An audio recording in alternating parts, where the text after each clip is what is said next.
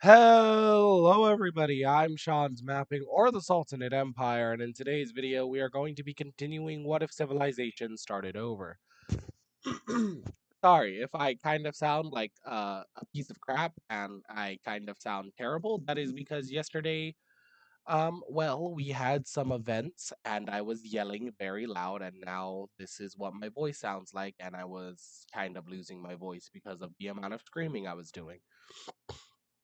So, again, sorry if I don't sound like the best. It's because of that very reason right there. Anyways, you may notice I have the alliance layer on. That is because I would like to welcome everybody to World War One, as World War One will be starting very soon. Very, very soon. How soon?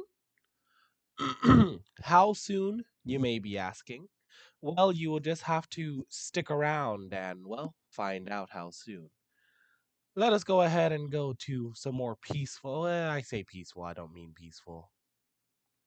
Some other areas, more or less up here in the Americas. Why? Well, that is because the Mexicans down here want to control more of Central America. So the Mexicans begin raiding into Portuguese territory right over here. And they begin to basically take people, they take equipment, all this kind of stuff. But the Portuguese are focusing on other things. What other things, you may be asking? Well, that's because World War One just started. That is what they're focusing on. Because the Brown team, with their newfound colonies and power that they have, invades into Italy. They invade into the Italian country down here, just like so. They push up into these areas, kind of invading just like this. Now, the Italians are definitely stronger when it comes to like homeland territory. Again, you're going to be hearing me clear my throat a lot because there will be points where it will just crack and like I'll be so quiet. So I'm sorry again for that. But on a front that we do see the uh, French slash Brittany, the Britannians, I guess the Britannians. What's plural for people in Brittany? The Britannians? Would that be what they're called? The Britannians? Doesn't matter. The French, we'll just say the French because they're basically France at this point. We see the French pushing into this territory right over here, quickly taking all of this area right here from Ender. And that is because all of their occupied territory was basically had all of the people that lived in Germany that supported them. But in good news, Ender begins his invasion up into these areas of Finland, which used to belong to him, but they haven't for a quite a while, for a very long time actually. And we kind of see it push up just like this and just like so into like these areas right up here. But eventually the Finnish are able to halt his advances. And Ender also does in fact begin invading into this cross alliance member right over here. And with relative ease, since they aren't really that strong and they're actually pretty fairly weak. And we eventually see Ender's forces pushed to right about here. as the rest of the country is taken by their allied forces. In the meantime, as their allies were over there doing that, the breakaway state that broke away from the Moldovans pushes into their territory just like so. And we essentially see them take all of this area right over here. We also see the Aegean and the Serbs begin fighting. Now, Serbia doesn't have a lot of territory in their homeland, but they do have a very big African colony. And when I say big, I mean it's fairly big. Most of their colony is along the coast, but they do still have a bunch of territory and cities, as you can see right over here, which gives them a big enough population to their empire to allow them to do things. And they do also have a fairly strong navy as well within the Mediterranean because of the amount of coastline that they have. But we basically see the Serbs push into this part and this area of the Moldovans, taking back some old homeland territory. But they don't stop there. They also begin an invasion into Poland, which is Ender's country right over here. And we essentially end up right with the front line looking like this over in Europe. This is what Europe looks like. Remember it. It might change, it might not.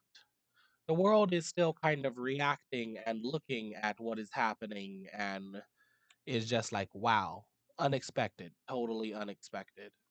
They did not expect this war to happen, as they thought the tensions had, simmered down and weren't going to boil over a second time. Because this is the second time that these two factions or sides have gone to war with each other. While the Aegean kingdom pushes into the main heartland of Turkey, we kind of see the Turks push into their Middle Eastern African holdings down here to try and, take all of this stuff right down here. Just like so. We then move up to over here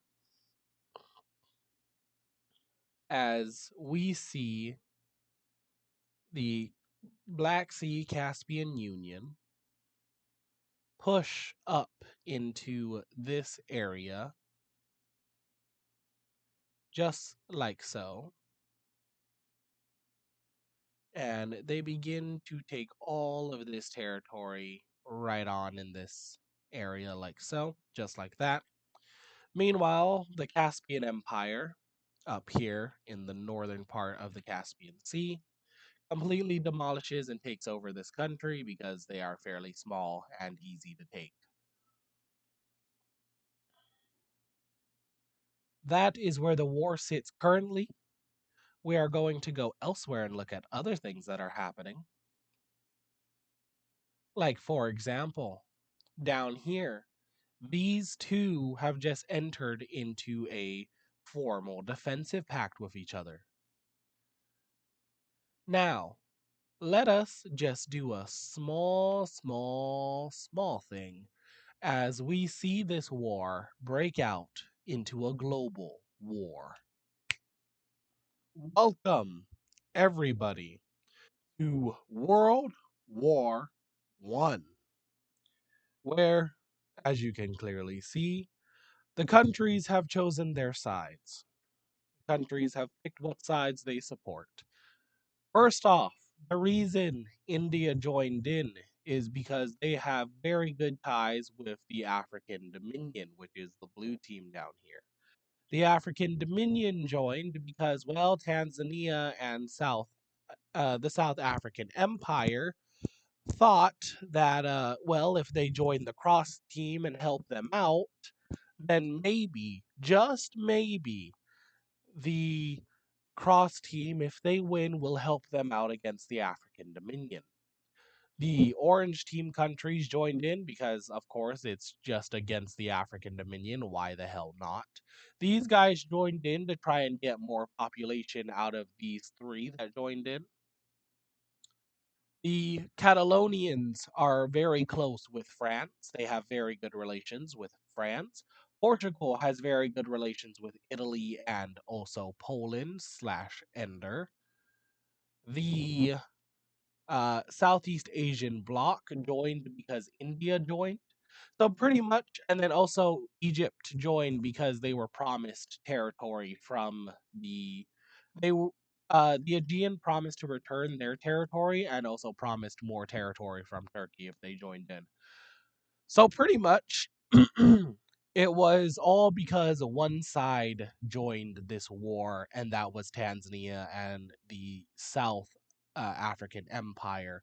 If Tanzania and the South African Empire didn't join, then the African Dominion and the South African Coalition Federation wouldn't join either, which again caused India to join, which then caused Southeast Asia to join, which then also caused, well, the blue team again caused all of the orange team countries to join.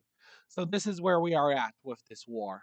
Let's go ahead and get into it. We're going to be starting down here in South Africa, where we used to always start these videos in the early days of this series.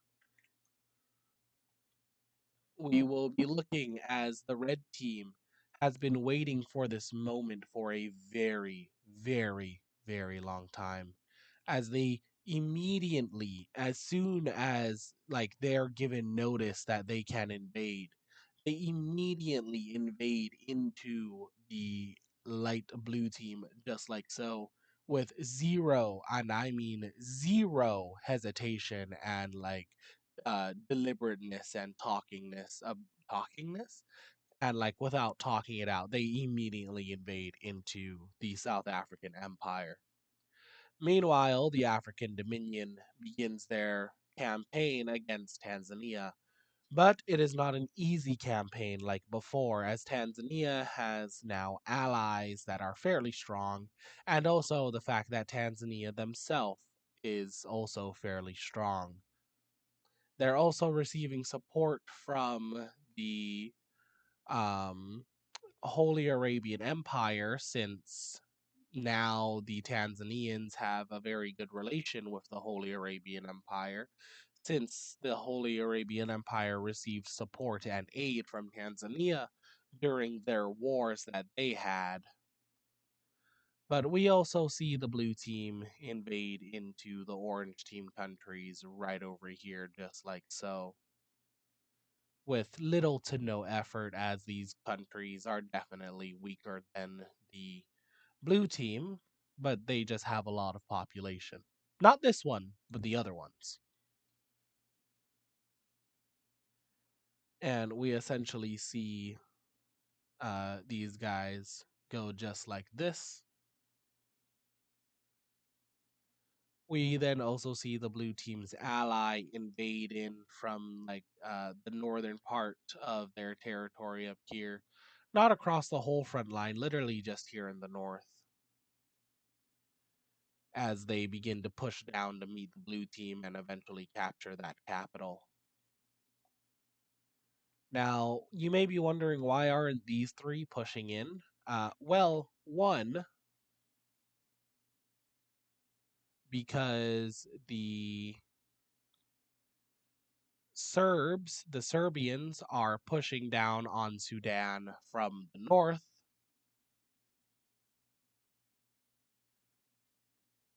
just like so, with some help from the Egyptians. Meanwhile, Tanzania, with help from Egyptian and Serbian forces, are pushing down into all three of these countries.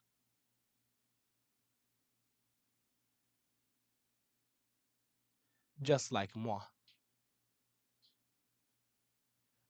Just like so. As we kind of see him invade into all of these areas. And they pretty much reach right about there in this country, in the Central African Union. We then see them invade into the uh, uh, Central African Forest Republic. And yes, you heard me right. The Central African Forest Republic, because there is some semi forest here in this area. So they're known as the Central African Forest Republic. Don't ask me. I didn't come up with the names. Actually, I did. So, yeah. But that is what the African front looked like as in a shocking move. There is no more war over here. No, no, no, no, no. There is only unification. As the last orange team countries, city, state, or otherwise, join up with the blue orange team country over here.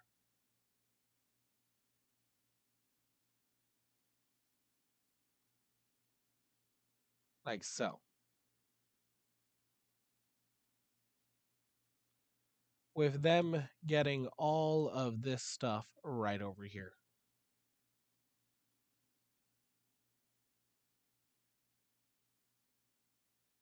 And that. Then with these guys getting everything else. And because I know how Ender is, whenever he watches this video, I know he's going to be happy to find out that they get an exclave.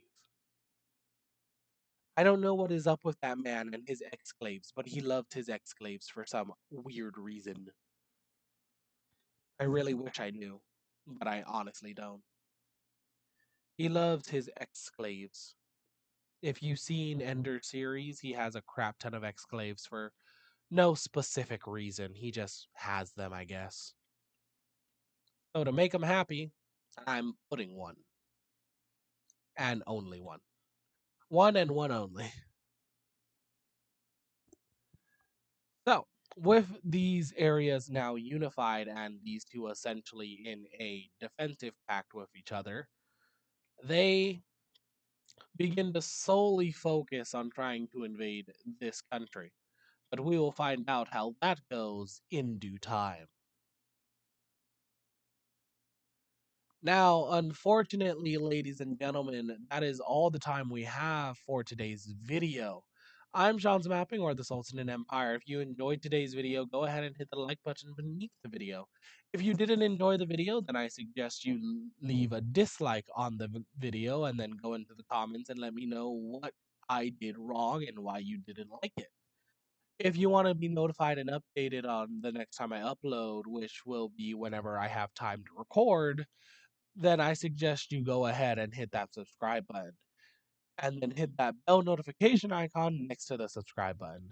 I'm Sean's Mapping, or the Sultanate Empire, and I hope you beautiful ladies and gentlemen have a happy Valentine's Day and enjoy your Valentine's Day with your loved ones and the ones you care about. I'm Sean's Mapping, or the Sultanate Empire, and I'll see all of you beautiful ladies and gentlemen in the next video. I can't believe I almost forgot. I hope you enjoy the rest of your day or night.